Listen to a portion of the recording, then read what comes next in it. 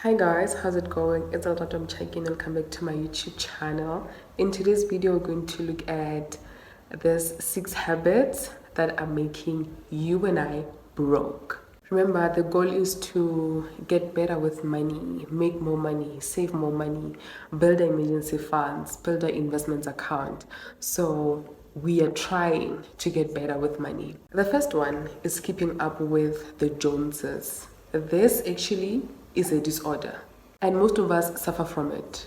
We suffer a lot with trying to keep up with other people's lives, with conforming to pressure. We are always trying to keep up with other people, trying to buy things that they have bought, or trying to buy the latest things that we don't really need. And honestly, trying to keep up with the pressure will get you broke. And look, there's nothing wrong with wanting nice things for yourself. Really, there is nothing wrong. But let it be that you want them. It is your decision, not that you're conforming to pressure and you're trying to keep up with the girl next door. Make sure that it's internal, it's something that you want for yourself. And those nice things should be within your means. One thing I've learned is that never envy somebody's life that it leads you to financially straining yourself because you want to be like them.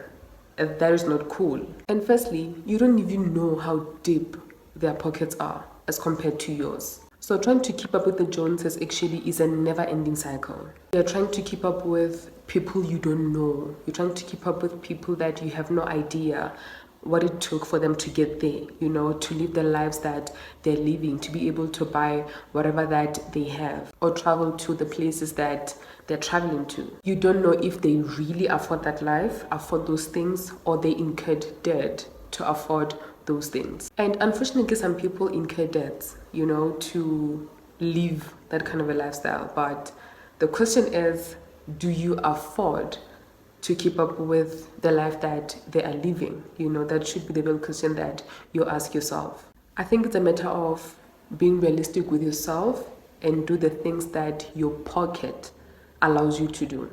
And some people do afford to live that kind of a life, but then the question still remains, do you afford yourself? Do you afford to live that life that they are living? So I think it's really a matter of also building your own life, living within your means, doing the things that that you're not going to overextend yourself in order to get them. Do what brings you peace, do what is not going to financially strain you, live within your means, like they usually say. And it's not wise to get into debt just because you want to keep up with other people. Really, it's not wise, because debt is costly. You go and take 5,000 rands because you want to buy shades, and then now the bank is going to charge you 10% interest. You now end up paying 5.5 for 550, like whatever the interest is. So you just end up buying more, thinking that you are taking debt because you want to afford the life right now, thinking that you're kind of like robbing the system. No, you are robbing yourself. So have a list of the things you want and do not allow anyone to change that list. Stick to that list. And maybe what you can also do is to unfollow and don't consume things that make you feel bad about yourself or the things that you have. Remember, you cannot control other people. You can only control yourself. So control yourself. Number 2 is ignoring your bills and debts. Those bills and those debts are not going anywhere. Even 5 months from now, that medical bill, that rent bill, electricity bill, that credit card debt, that consumer debt you have will still be there. And even at a higher cost, maybe, because debt is costly, as I've said. So you cannot be irresponsible like that. You need to be able to face your bills as and when they come. Problems don't go away. You have to deal with them head on. And I believe that when it comes to financial situations, you have the ability to address them and get out of that situation. I was watching some podcast, and the lady on there said that she was so depressed because she had a lot of debt and she thought she was alone, and that's what consumed her. But she took it upon herself to go get help and get out of that situation, because when she was not doing anything about it, it was actually getting worse every day. You cannot avoid financial responsibilities. When you avoid them, they cost you heavily. So get on top of your financial responsibilities before they get out of hand. Number 3, using money you don't have. This is a very bad habit, and the problem with it is that it can actually lead you to getting loans, getting into debt. And unfortunately, this is the reality for most people. We live in a very tough economy, and there are people that actually survive on debt. And honestly, debt is not entirely bad, but consumer debt is bad. Taking debt because you want to buy yourself nice things, that is bad. Taking debt to keep up with pressure is really not worth it. Is really not worth it. So if things are not a necessity, don't take debt to get those things. Instead, budget for them. And actually, I think we should just learn to budget for everything, We need to be okay with knowing that I may not be able to get this now. I want it now, but I won't be able to get it now because I don't have the money to buy it now. But if you can get it at a later stage, then why not budget for it and get it at a later stage, That is why the saying that we need to do away with instant gratification and normalize delayed gratification is a thing in personal finance world. Because if you are obsessed with instant gratification, if you are obsessed with satisfying yourself now, then you are most likely to get into debt, because when you want something, you want it now and you cannot wait. So that is a bad habit. We need to train ourselves to be okay with delayed gratification.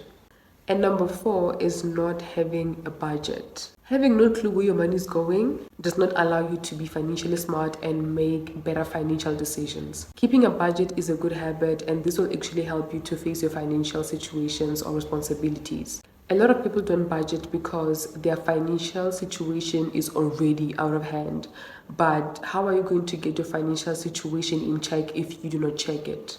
Being ashamed of your finances is not going to help you in any way, but instead is going to make your financial situation even more worse. So you need to have a budget in place so you can be able to tell where your money is going, instead of getting shocked of where your money went or even wondering where your money went. So the first step is to have a budget in place, and people who have a budget in place are at least twice as likely to reach their savings and investment targets as those who do not. So have a budget, work towards creating that budget that is going to be easy for you to follow every single month. And then number 5 is emotional spending. This gets a lot of us broke. Our emotions are getting us broke. And honestly, we can't really do much, about our emotions, but you need to get them in control. So this is when you buy stuff because you want to cheer yourself up. I'm pretty sure that there are ways in which we can cheer ourselves up than to spend money on things that we don't need. Listen, it's all about asking yourself if you really need something, Why are you buying what you're buying? Is it in your plan? You need to ask yourself those questions before you make that impulsive purchase. And again, there is nothing wrong with wanting certain stuff for yourself or nice things for yourself, but don't do it out of emotions. Just don't do it out of emotions, because the problem with emotions is that you buy something today because you're feeling some type of way, and then next week when you look at it, you're like, what was I doing? So just try by all means to not buy stuff out of emotions. So there's what you call the 24-hour rule, and this helps to get our emotions in check. The rule actually says that before you buy anything, wait for 24 hours and see if you will still need it. And if you still feel that need, then it means you really need it. But if you're like, then it means you did not need it in the first place. Like you were influenced by an emotion that has faded by now. So wait for 24 hours to see if you still need to make that purchase or not. And the last one is not having any financial plans or goals. The problem is that when you don't have anything you're working towards, you will not see a need to save money. So what you can do for yourself is commit yourself to something. Tell yourself that, okay, I want to save 10,000 by the end of the year.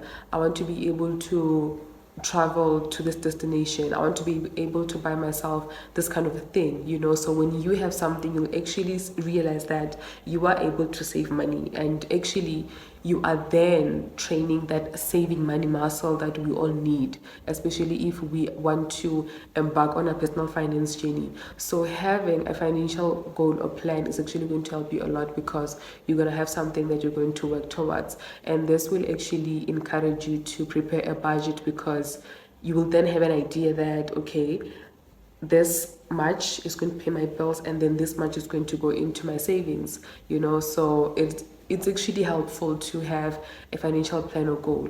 And even if you feel like you don't, just try to create it. If you don't have it today, try to create it. If you feel that you don't see the need to have an emergency fund, just train that saving muscle by saying, oh, at the end of the year, I want to go on a vacation. You know, at the end of the year, I want to buy myself this thing. I want to get a new phone. Just have a plan, create a plan for yourself, create that goal and work towards it, because at the end of the day, you are training that saving muscle, and that's what it's needed. And that's it on the 6 habits that are keeping you and I broke. And I hope that going forward, we are going to do better. We are going to do better, you know. We're just going to try by all means to save money, build ourselves some good emergency funds, be able to travel, you know, create those financial goals or plans, and control our emotions, and also try by all means to not keep up with the societal pressures and standards. I really just hope that we are going to do better. And if you feel that you're struggling, just understand that it's a journey and you will get there. You know, be patient and be kind with yourself. You're not just going to wake up tomorrow having everything under control. It's going to take time.